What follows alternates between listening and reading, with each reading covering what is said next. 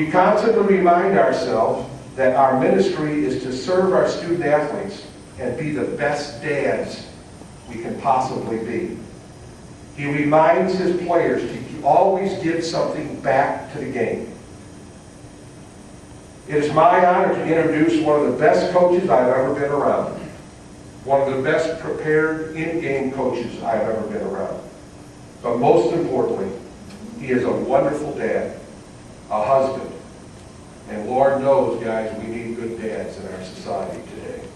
And he is one of those. And one of my dearest friends.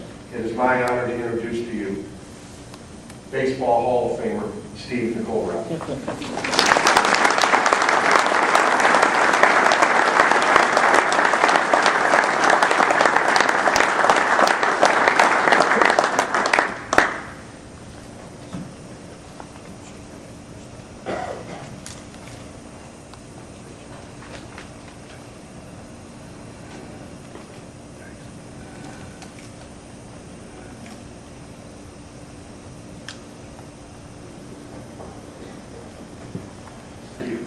Thank you very much. I appreciate that.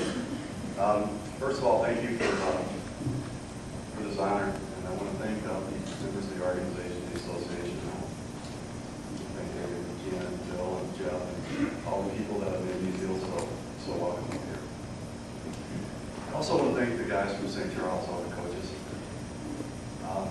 They've been awesome to me, and I really appreciate that. And I got thinking about why they're so nice to me. Thinking of all those quarterfinals and all those semifinals that I always shard into those games. They're always one-run games and saying that you high loses. But I certainly have really enjoyed the competition, and really how you guys have treated me. I just really want to say just a couple things.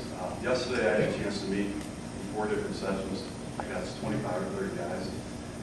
Had a great time meeting you, and it's amazing how many of you I really don't know. My background is more of an officiating background. When I was a kid and a young coach, I was really more into the officiating into this, and my life has taken me into the coaching end, and I've certainly enjoyed it. But I just wanted to say 3 things. I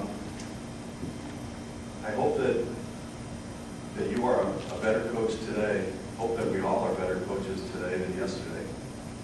And I hope that we're going to be a better coach tomorrow than today.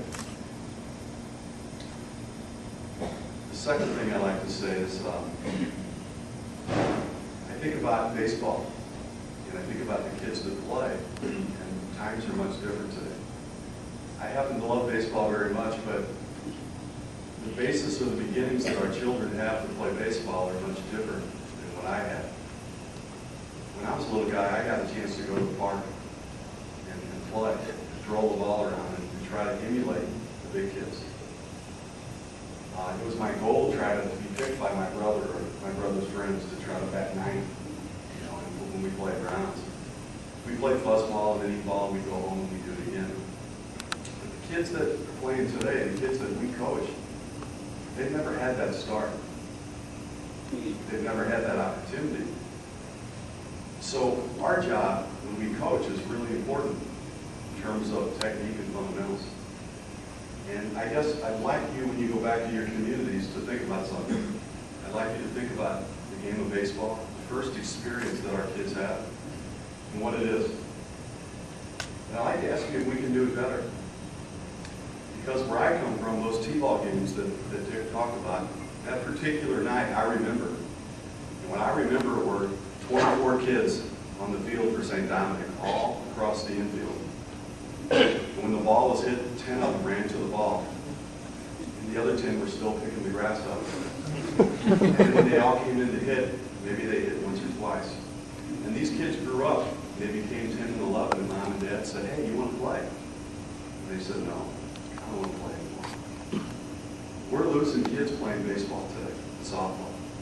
We're losing them because when they start to play at the 4, 5, and 6-year-old level, that the fundamentals that they need to get, they're not getting. And the vehicle that we're giving them to play is not the right vehicle. And I'd like you to consider a more 4-on-4 kind of game, an infield game, where you count outs instead of runs. And you focus on hustle. you give the kids a chance to play a game that's fun instead of what we give them. Because if we don't do something, our game is going to lose its place.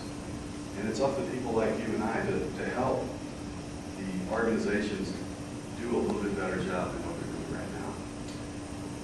And the third thing I'd like to say is that the most important thing that we do has absolutely nothing to do with baseball.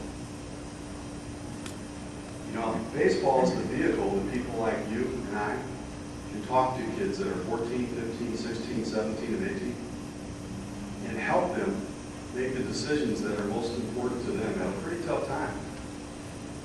I've raised 4 great kids, but I can tell you, between 12 and 22, 23, 24, they don't listen much to mom and dad, but they listen to you. And you are very, very important to them. So when you cut a kid, or when you tell a kid that he's not going to play, or when you have to discipline a kid, or when you have to talk sternly to your team, I want you to remember that the most important thing you're doing is helping these kids grow. And failure and disappointment are opportunities for us to do a great job with those kids. Today, as I'm here in St. Louis, my family, I purposely, I have a granddaughter that's 5. Today's her birthday. And we had big things planned today. And so when this honor came, my wife and I made a decision that we wouldn't tell our kids, because I know my kids. If I would have told them, they would have wanted to have been here like these other families that are here. It's so neat to see. But I think that in our situation, I wanted my family to have their time with my granddaughter. And after this function this afternoon, I'll be heading back to St. Louis to be part of that birthday party as well. I want you coaches to remember that the most important thing in your life is your family. Baseball is great. You want to be a good guy for the kids, but you want to be good for your family. So do a great job. 31 years. It goes fast. I still feel like I'm in my 7th or 8th year. I'm one of the luckiest guys in the world. I have one of the greatest athletic directors to work for, but he's one of the best friends I have. We have many great conversations about our families, and I certainly appreciated that. I appreciate these guys that are here, my former players. 3 of them called up about 2 hours ago and said they were going to drive up from Mizzou. I certainly appreciate that. And I've got my freshman coach and my sophomore coach, and those fellows played for me many, many years ago, and I appreciate their efforts. And I'm probably one of the luckiest people around. So, hey, thank you very much for this honor.